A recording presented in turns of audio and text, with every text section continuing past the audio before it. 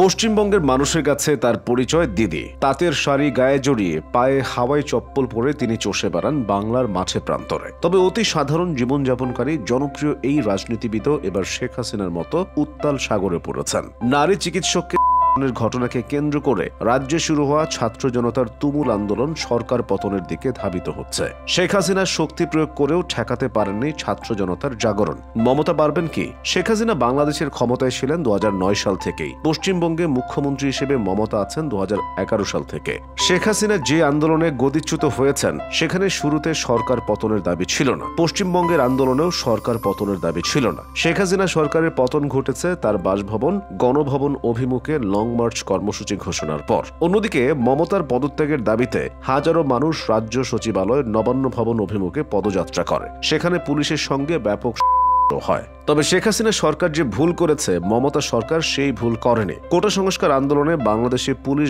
করেছে নির্বিচারে। সাধারণ পুলিশের পাশাপাশি armed police battalion, RAB, বিজিবিও নির্দয়ভাবে ছুড়েছে।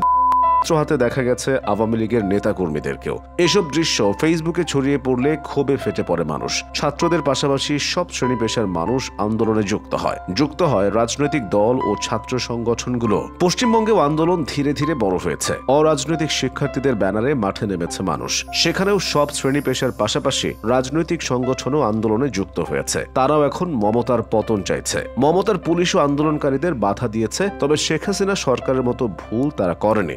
লাঠিপেটা কাঁদুনে gas ছড়লেও নির্বিচারে করেনি। আর সেখানেও আন্দোলনকারীরাও শক্তি প্রয়োগ করেছে কম। মমতাও রাজনীতির মাঠে রাজনীতি করছেন। তার দলের কর্মীরা আইন শৃঙ্খলা বাহিনীর পাশে দাঁড়িয়ে বিক্ষোভকারীদের উপর শক্তি প্রয়োগ করেনি। পুলিশের কাজ সেখানে পুলিশ করেছে, রাজনৈতিক দলের কাজ করেছে রাজনৈতিক দলই। বিক্ষোভে নিজেও যোগ দিয়েছেন মমতা। তার তৃণমূল কংগ্রেসের ছাত্র সংগঠনের প্রতিষ্ঠা বার্ষিকীতে বিশাল এক সমাবেশে যোগ দিয়েছেন। ঘোষণা দিয়েছেন সর্বোচ্চ সাজা মৃত্যু করে আইন পাশ হবে। শেখ হাসিনা জাতির উদ্দেশ্যে ভাষণে এসেছিলেন সংঘাত শুরুর আগের দিন 17 জুলাই। সেদিন সন্ধ্যায় কমপ্লিট শাটডাউন কর্মসূচি ঘোষণার দিন বৈষম্য বিরোধী ছাত্র আন্দোলন আলোচনার পথও খোলা রেখেছিল। কিন্তু সেই রাতে সরকারের তরফে কোনো ঘোষণা আসেনি। দানবে পরিণত হওয়া হাসিনার সরকার ছাত্রদের পাত্তা দিতে চায়নি। পরদিন বাড্ডা, উত্তরা, মহাখালী, মোহাম্মদপুর ও যাত্রাবাড়িতে ব্যাপক সংঘর্ষ।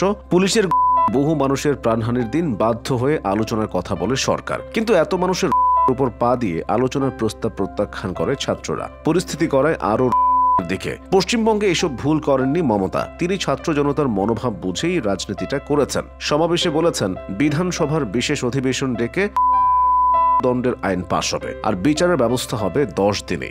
রাজনৈতিক বক্তব্য দিয়েছেন মমতা। আন্দোলনের পেছনে ইন্ধন দিতে দেশের প্রধানমন্ত্রী নরেন্দ্র মোদীকে আক্রমণ করেছেন। তাকে টেনে নামানোর আন্দোলনে টাকা ঢালার জন্য অভিযুক্ত করেছেন প্রধানমন্ত্রীকে। বলেছেন মোদীর ফান্ডিং এন্ডিং করে দেব। মুখ্যমন্ত্রী বলেছেন বাংলাদেশ আর পশ্চিমবঙ্গ এক না, বাংলাদেশে যা হয়েছে সেখানে তা হবে না। মোদীকে উদ্দেশ্য করে তিনি বলেন বাংলায় যদি আগুন লাগান আসামও থেমে থাকবে না, নর্থ ইস্টও থেমে থাকবে না, উত্তরপ্রদেশও থেমে থাকবে না, বিহার, ঝাড়খণ্ড, দিল্লিও থেমে থাকবে না। আপনার চেয়ারটা টলমল করে দেব। সেদিনের সেই সংঘাতের পর পশ্চিমবঙ্গ তুলনামূলক শান্ত হয়েছে। মমতাকে টেনে নামানোর আন্দোলনে সর্বশক্তি প্রয়োগের পর পিছু হটেছে বিরোধীরা। ঢাকায় আওয়ামী লীগ সরকার তীব্র শক্তি প্রয়োগ করে যে আন্দোলন ঠেকাতে পারেনি, পশ্চিমবঙ্গে মমতা সরকার সেটা করে দেখিয়েছেন অনেক কম শক্তি প্রয়োগ করে। এর কারণ সঠিক সময়ে সঠিক পদক্ষেপটা নেওয়া। সেই সঙ্গে তিনি রাজনীতিটাও করেছেন রাজপথে নেমে। তার মন্ত্রিসভার সদস্যরা অহেতুক হুমকি ধামকি দেয়নি। তার ছাত্র সংগঠন মাঠে নেমে আন্দোলনকারীদের পেটায়নি।